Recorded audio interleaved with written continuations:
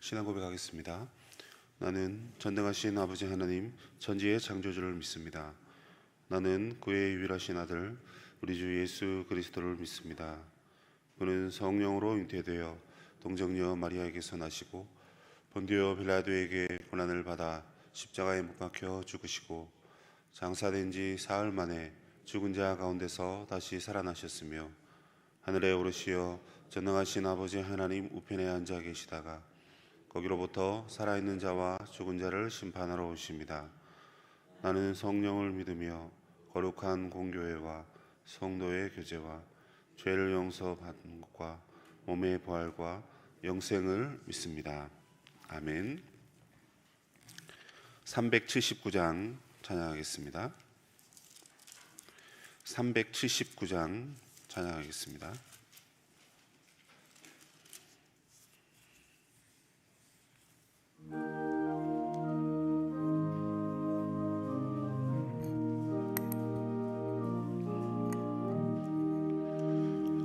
내 갈 길 멀고 마음은 깊은데 빛 되신 주 저 본향 집을 향해 가는 길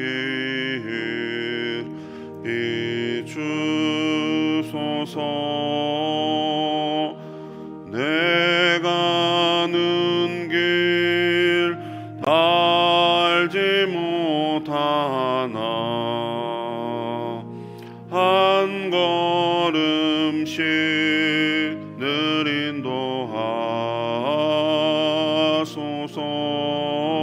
인도하소서.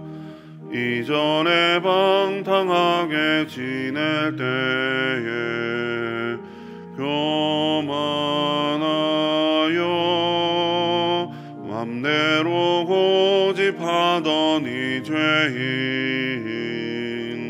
사하소서. 내 지은 죄 다 기억마시고 주 뜻대로 늘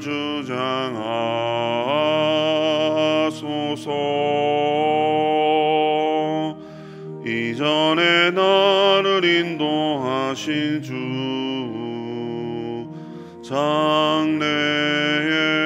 장래에도 내 앞에 험산 줄령 만날 때에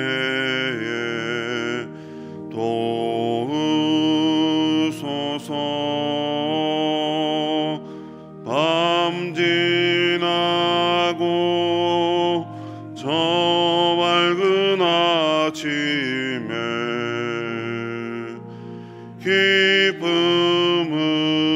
기쁨으로 내 주를 만나리.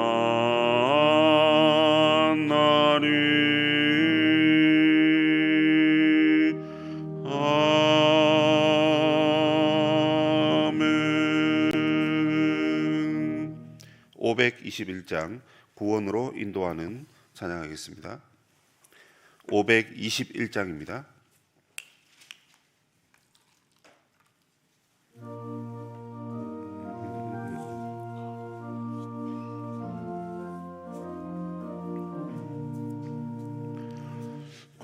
구원으로 인도하는 그 좁은 문 안 먹으며 생명으로 인도하는 그 길은 참 험하니 우리 몸에 지워있는 그 더러운 죄짐을 하나 없이 벗어놓고 힘써서 들어갑시다.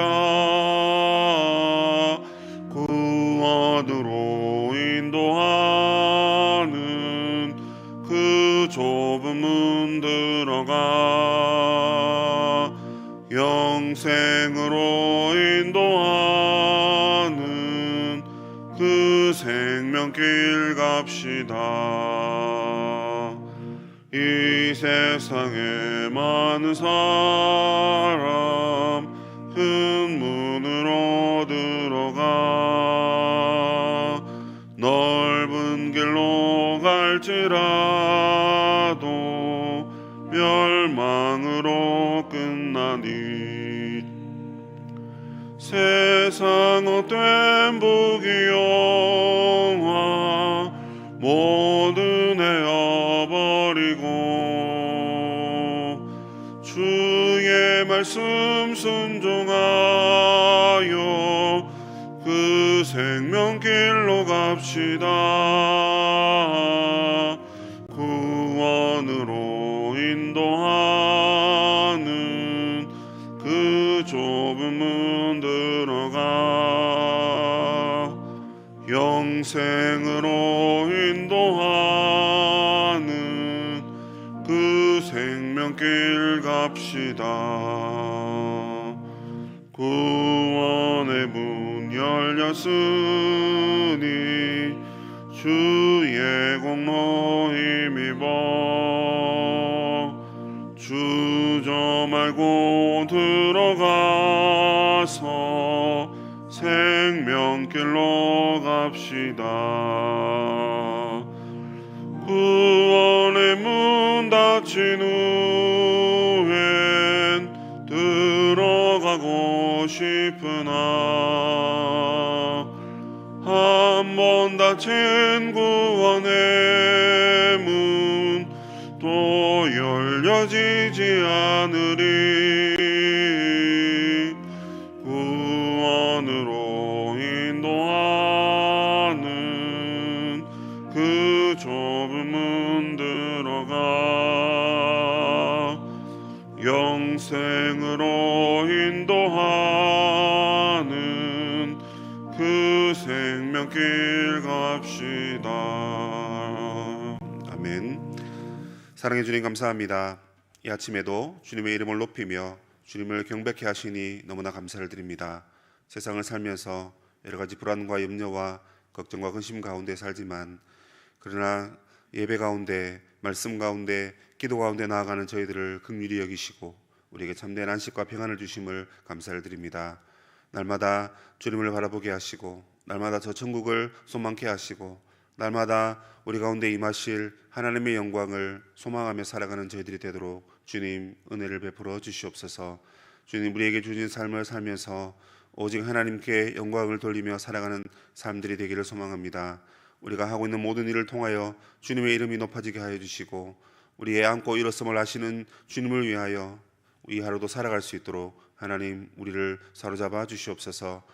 특별히 이제 이 한 해를 한 달 남짓 남겨놓고 지난 날을 돌아보며 우리에게 새 날을 주실 하나님을 더욱 기대하며 소망합니다. 코로나 때문에 또 개인적인 여러 가지 어려움 때문에 주님께 나아가기를, 주님을 사모하기를, 또 주님 섬기기를 부족하게 행하였다면 이 시간 뉘우치고 회개하는 마음 주시고 다시금 우리의 허리를 동여매고 우리의 마음을 활짝 열어 주 앞에 힘껏 달려갈 수 있도록 하나님 저희들을 인도해 주시옵소서.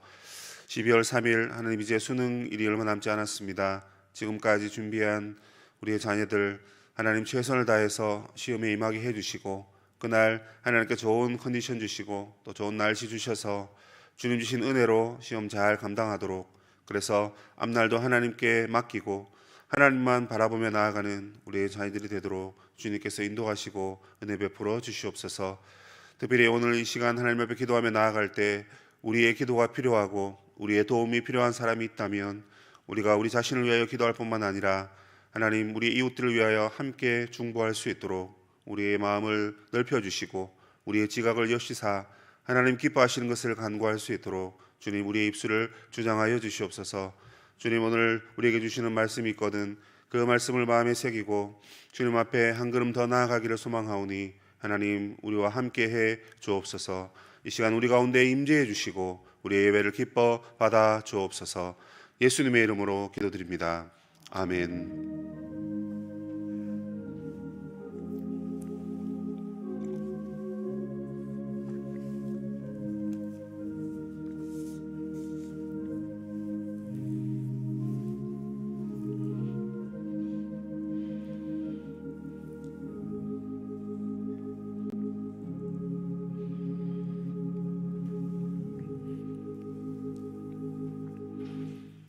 하나님 말씀은 역대하 36장 1절에서 10절 말씀입니다.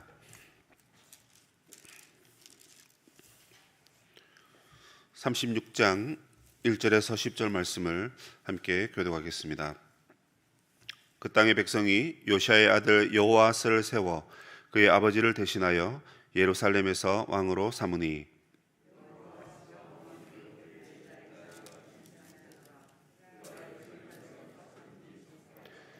애굽 왕이 예루살렘에서 그의 왕위를 폐하고 또 그 나라의 100달란트와 금 1달란트를 벌금으로 내게 하며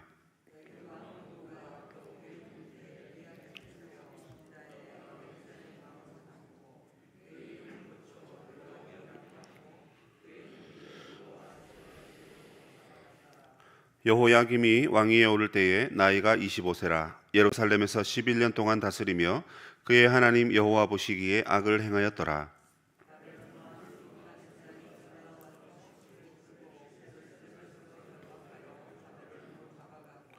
느부갓네살이 또 여호와의 전 기구들을 바벨론으로 가져다가 바벨론에 있는 자기 신당에 두었더라.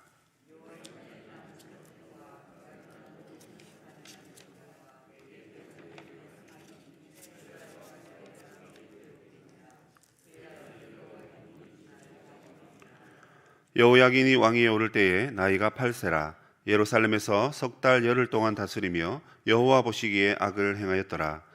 그 해에 느부갓네살 왕이 사람을 보내어 여호야긴을 바벨론으로 잡아가고 여호와의 전에 귀한 그릇들도 함께 가져가고 그의 숙부 시드기야를 세워 유다와 예루살렘 왕으로 삼았더라. 아멘. 예, 드디어 36장 역대기 마지막 장에 왔습니다. 지난 시간까지 요시야 왕이 종교개혁을 힘써 행했다 하는 말을 들었는데요. 오늘은 그 뒤에 나오는 4명의 왕 중에 3명의 이야기를 하고 있습니다. 그런데 요시야가 죽고 난 다음에 유다는 급격히 쇠퇴하고 맙니다. 그래서 4명의 왕인데 이 한 장에, 그것도 23구절에 이렇게 짧게 기록하고 있습니다. 이유가 뭘까요? 별로 활약이 없었다는 거죠. 잘 다스리지 못했다 하는 겁니다. 하나님 기뻐하는 대로 인도하지 못한 것입니다. 이 4명의 왕이 다스린 날을 합쳐보니까 23년입니다. 왕이 4번 갈아치워졌는데 23년 동안 계속 왕이 바뀌었다는 거죠. 그러다가 결국 애굽 또는 바벨론에게 괴로움을 당하다가 포로로 잡혀가서 멸망하고 만 그 이야기입니다. 첫 번째 나온 왕은 여호아하스 왕입니다. 요시아가 죽고 난 다음에 백성들이 왕을 추대합니다. 좀 이상하죠? 백성들이 추대한다. 그 말은 요시아가 전쟁에 나가서 무기토 전투에서 패했기 때문에 그렇습니다. 그래서 그의 아들을 왕으로 세우는데 첫째를 세우지 아니하고 셋째를 왕으로 세웁니다. 학자들이 말하기를 첫째는 일찍 죽었고 둘째는 너무 난폭하고 그래서 세 번째가 왕으로 되었다, 이렇게 말을 합니다. 여호아스 왕은 23세에 왕이 됩니다. 그리고 3개월 동안 다스리게 되는데요. 3개월 후에 무슨 일이 벌어졌습니까? 애굽 왕 바로느고가 그를 폐위시켜버립니다. 그리고 그를 애굽으로 끌고 가버립니다. 그 이유가 이 구절에는 정확하게 나와 있지 않습니다. 그러나 열왕기하 23장에 가보면 그 이유가 바로 여호와 보시기에 악을 행했다 하는 겁니다. 여러분, 3개월 만에 왕권을 잃어버렸습니다. 3개월 동안 이 여호아스가 큰 우상을 섬겼다든지 하나님 보시기에 정말 극악무도한 나쁜 일을 행했다든지 그런 말은 없습니다. 3개월 동안 어쩌면 회개하거나 또는 아버지의 대를 이어서 아버지의 신앙을 잘 이어갔으면 좋겠는데 그렇게 하지도 않았던 것 같습니다. 어쨌든 애굽 왕은 이스라엘의 왕을 폐위시켜버립니다. 이게 우리나라에서 쿠데타가 일어났다는 게 아닙니다. 이웃나라 왕이 찾아와서 이스라엘 왕을 폐위시킨 거죠. 그 이유는 아까도 말했듯이 여호와 보시기에 악을 행하였다는 것과요, 두 번째는 바로 이 여호아스가 반애굽 정책을 펼쳤기 때문에 그렇습니다. 이미 아버지가 전쟁에 나가서 전사하였어요. 그러면 이제 이 나라가 거의 이제 속국이 되어버린 겁니다. 그런데도 그 애굽으로부터 반애굽 정책을 펼쳤으니 듣도 보도 못한 이 느고는, 애굽 왕 느고는 바로 여호아스를 폐위시킨 것입니다. 폐위시키면서 그 왕에게 벌금도 받게 합니다. 은 100달란트와 금 1달란트죠. 그리고 이 요시아의 둘째 아들, 그러니까 여호아스의 형이죠, 그 엘리야김을 왕으로 세워버립니다. 그런데 신기한 것은 이웃나라 왕이 이스라엘의 왕을 폐위시킨 것도 참 기분 안 좋은 이야기죠. 그런데 새롭게 세운 이 꼭두각시 왕 엘리야김의 이름을 또 바꿔버립니다. 여호야김으로 바뀌어버립니다. 고대 사회에서 여러분, 이름을 짓는 행위는 아주 중요합니다. 성경에 보면 수많은 이름이 등장하는데 그 이름을 잘 풀이만 해도 그 시대의 배경을 알 수 있어요. 여러분 잘 아시는 노아, 안식이죠, 그죠? 왜 그런 이름을 지었습니까? 세상이 멸망으로 가는 가운데 하나님께서 진정 우리에게 안식 주시기를 바라는 그런 예배자의 마음을 담아서 이름을 지었는데 그 이름대로 노아를 통해서 구원을 주시고 그렇게 되는 거죠. 이 엘리야김이라는 이름을 여호야김으로 바꿉니다. 여호야김의 이름의 뜻이 무엇입니까, 여러분? 여호와께서 세우신다, 이런 뜻입니다. 그런데 이게 여러분 믿음과 신앙에 의해서 세운 게 아니에요. 하나님을 알지 못하는 느고가 와서 왕을 세우고 그 왕의 이름을 그래, 너네 여호와가 세우신 거야, 이렇게 하고 세웠단 말입니다. 의미와 풀이는 좋지만 그 세운 장본인이 누굽니까? 우상을 숭배하는 이웃나라 왕입니다. 그 말로 이것은 조롱하는 것이라고 볼 수가 있는 것이죠. 내가 너의 이름을 세우고 내가 너의 이름을 지어주고, 무슨 말입니까?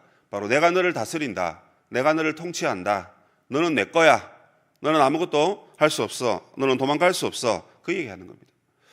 여호아스 왕을 통해서 우리가 알 수 있는 첫 번째 이스라엘의 암담한 현실은 무엇입니까? 그 나라의 주권이 뺏겨버렸다는 것입니다. 이건 뭘 말하는 거죠? 하나님 나라 백성의 큰 수치를 이야기하는 것입니다. 뿐만 아니라 두 번째 세움받은 이 여호야김도 마찬가지입니다. 이 여호야김이 동생 여호아스의 뒤를 이어 왕으로 세워지긴 합니다. 근데 완전 꼭두각시 왕입니다. 25세 왕이 되어 11년 동안 다스립니다.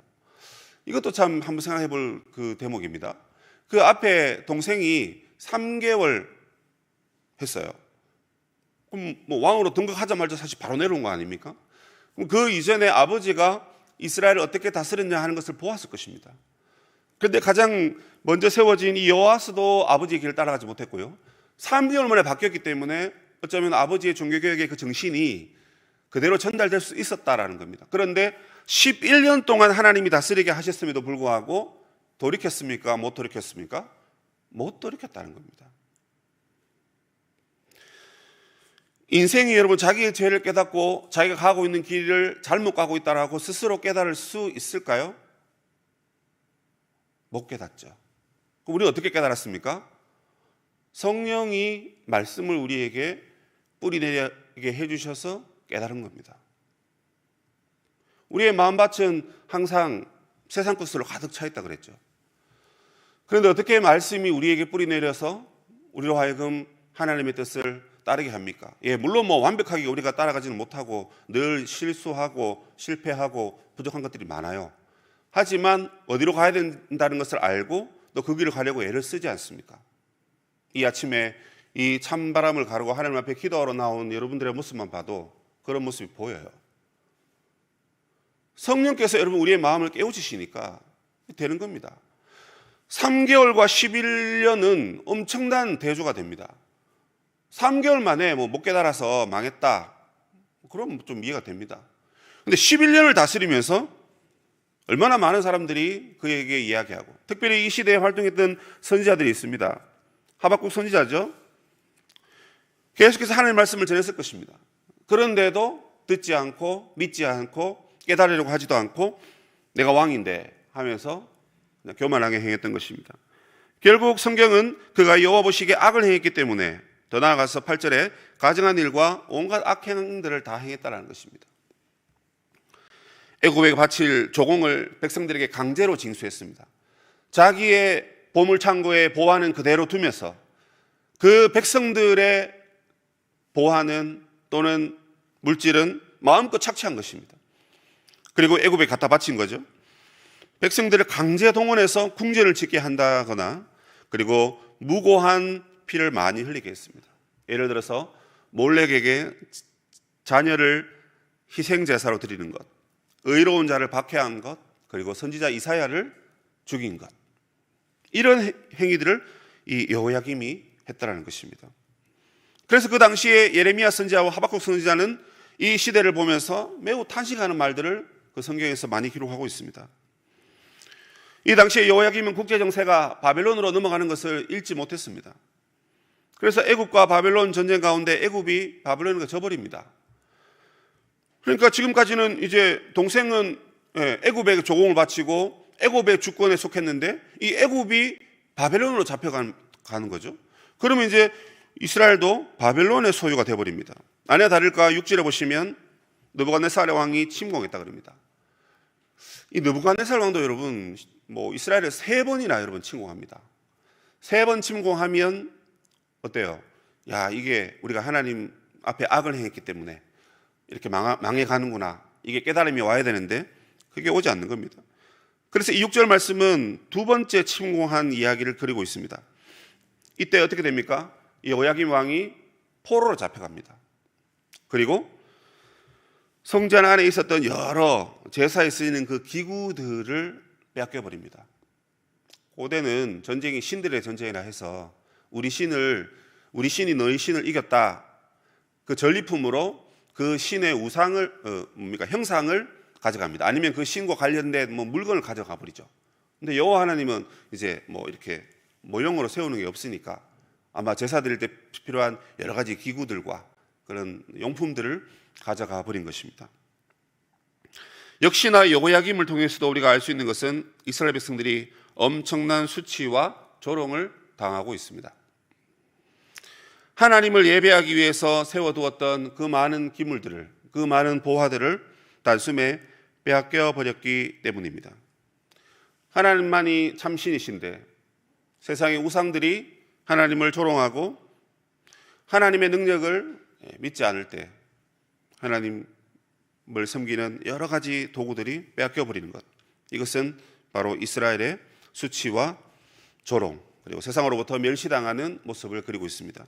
이어 나온 여호야김도 마찬가지입니다. 8세에 올라서 3개월 10일 동안 다스렸다, 이렇게 되어 있습니다. 열왕기 하에 봐보면 8세가 아니라 18세로 되어 있습니다. 어떤 게 정확한 건지는 정확하게 알 수 없습니다만 어쨌든 3개월 10일 동안 어린 나이에 100일 천하하고 끝났다는 것입니다. 근데 성경이 뭐라 그럽니까 여러분? 고작 100일 다스렸는데 9절에 보시면 여호와 보시기에 악을 행했더라. 여호아하스도 여러분 3개월 행하면서 반애굽 정책 때문에 망하게 되고 특별히 한 게 없는데 결국 말 안 듣다 그렇게 된 거죠. 그리고 여호야긴 왕도 100일 동안 다스렸는데 여러분 100일 동안 뭘 할 수 있겠습니까? 그런데도 하나님 보시기에 악을 했다는 것은 그 전부터 계속 악을 행했고 그 이후에도 계속 그런 삶을 살았다는 것입니다. 그러자 10절에 그 해에 이렇게 되어 있습니다.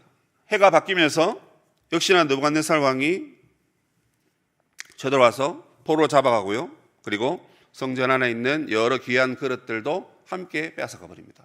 역시나 이스라엘 백성들의 수치입니다.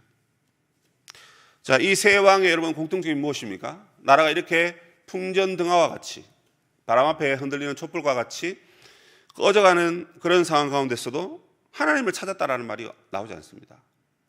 하나님 주신 음성을 듣거나 또는 하나님의 말씀을 깨달았단 말도 나오지 않습니다. 오히려 여호와 앞에 악을 행했습니다. 그리고 너희들이 애굽에 항복하라 하신 선지자의 말도 무시했기 때문에 결국 포로로 잡혀가고 이름이 바뀌게 되고, 그리고 이 세 왕들이 평안히 왕의 묘에 잠들었더라, 이 말이 없습니다.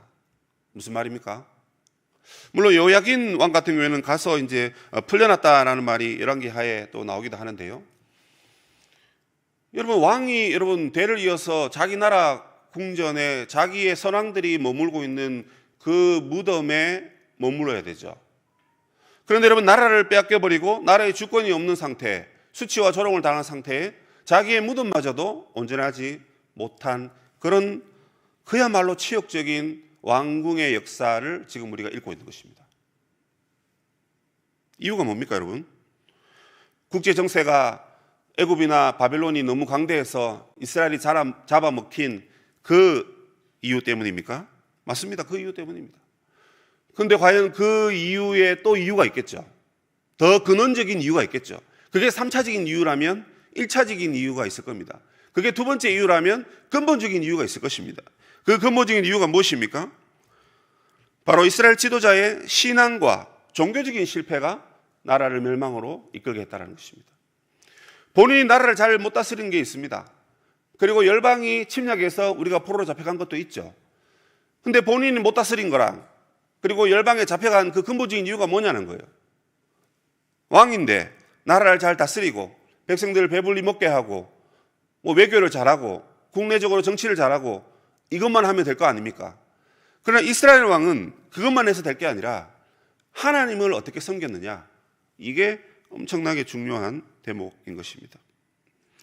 이 유다의 왕들은 자신의 운명을 제대로 읽지 못했습니다. 자기들이 잘 못 다스리고 그리고 애국과 바벨론이 자기들을 공격하는 것을 보고 그냥 그렇게 있었습니다. 하나님을 찾으려고 생각하지 않았습니다. 신앙적으로 이 나라가 다시 일어서야 되겠다라고 하나님께 결단하지도 않았습니다. 오히려 그보다 악을 행하고 하나님을 찾지 않았습니다. 이유가 뭐죠? 영적 불감증 때문에 그렇습니다. 그래, 내가 이렇게 망해가도 내가 누구보다는 신앙이 있을 거야. 내가 누구보다는 잘 섬겨. 아니, 하나님은 내 편이야. 한 손에는 악을 쥐고 있으면서 한 손에는 하나님의 말씀을 들고 있다라고 착각하면서 하나님 앞에 악을 행하는 그들에게 하나님은 조롱과 수치를 받게 하셨습니다. 더 적나라하게 말한다면 여러분, 이 세 왕들이 지금 사단과 마귀의 조롱과 수치를 받고 있는 것입니다.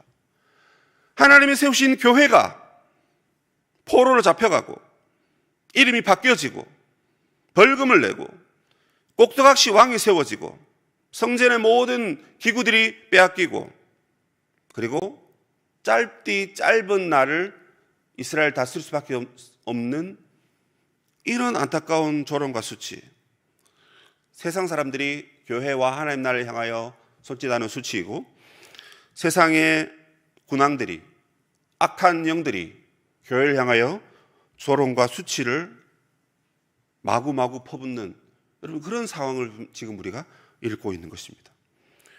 어떻게 해결해야 됩니까, 여러분? 답은 드렸습니다. 하나님을 찾아야 되고 악을 행하기보다는 선을 행하고 영적 불감증이 아니라 영적으로 깨어서 하나님께 나아가야 된다라고 말씀을 드렸습니다. 그런데 우리 힘으로 안 되는 거죠. 그래서 우리가 뭐 해야 됩니까?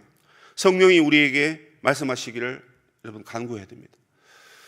이 세 왕의 다스림을 보면서 이렇게 나라가 망하고 자신도 망하고 몰락해가는 이 현실 속에서 하나님, 이 나라의 앞날을 하나님께 맡깁니다. 하나님이 우리를 다스려 주옵소서. 우리가 회개하고 다시 하나님 음성을 듣고 다시 영적으로 깨어서 하나님께 나아가겠습니다. 하나님, 저희들을 긍휼히 여겨 주옵소서. 먼저는 여러분, 우리가 이렇게 회개하며 기도해야 할 것입니다. 오늘날 한국교회의 상황, 이 나라의 상황 어떻습니까? 여러분, 이 시대와 별 다르지 않는 것 같아요. 여러 가지를 많이 이야기할 수 있겠지만 우리 믿는 자들의 우리의 모습부터 먼저 여러분 돌아보았으면 좋겠습니다. 우리가 정말 하나님을 잘 섬기고 있는, 우리가 정말 영적으로 깨어서 하나님을 잘 의지하고 있는지, 그냥 좋은 대통령 세워지고 좋은 지도자 세워지고 좋은 정책이 마련되면 이 나라는 좋은 나라야, 여러분 그렇게만 생각하시면 우리는 착각하고 있는 것입니다. 이 모든 왕들이 무덤 없이 그냥 이방 땅에서 어떻게 죽었는지도 모르는 그런 이야기를 그리고 있는 거 보면서 여러분 정말 우리가 안타깝다라는 생각을 해야 될 것입니다. 포로로 잡혀가고 성전이 약탈되는, 하나님께 예배하는 기구들이 다 뺏겨져 버리는 이런 안타까운 현실 속에서 우리는 이 땅의 지도자들을 위해서, 특별히 영적 지도자들을 위해서도 함께 합심하여 기도해야 할 것입니다. 성도 여러분, 이 멸망해가는 나라를 이제 누가 다스려야 할까요? 누가 여러분 이 수치와 조롱을 당하는 사람들을 다스리고 이끌어 줘야 합니까? 바로 그런 백성들에게 하나님께서는 한 의로운 왕을 저와 여러분에게 보이셨습니다. 그는 우리의 의가 되시고 그는 우리의 죄 때문에 많은 수치와 조롱을 당하셨습니다. 그러나 그는 멸망하지 아니하고 오히려 우리에게 새 이스라엘을 선물로 주셨습니다. 이 땅 가운데 신실하게 남아있는 자를 구원하시고 회복하게 하시는 의로운 왕이십니다. 새 하늘과 새 땅을 우리에게 주시는 만왕의 왕이십니다. 그 왕이 누구십니까? 바로 여러분이 잘 아는 성탄절, 이 땅에 주님이 오신 날을 우리가 기념하고 경배하는 날입니다. 여러분, 그 왕께 경배하고 경배해야 합니다. 시대는 어수선하죠. 개인적으로나 공동체적으로나 세상적으로나 매우 어수선합니다. 그러나 하나님은 우리에게 메시아를 보내셔서 이 땅의 임금이 아니라 우리를 영원한 나라로 이끄실 만왕의 왕이시며 우리의 생명의 주가 되시는 예수 그리스도를 바라보게 하셨습니다. 이 새 왕이 이렇게 힘없이 무너져가는 것을 보지만 우리를 구원하시고 우리를 하나님 나라로 이끄실 만유의 주가 되시는 그리스도는 결코 저와 여러분을 버리지 않으십니다. 전능하신 하나님의 능력으로 저와 여러분을 회복하게 하실 것입니다.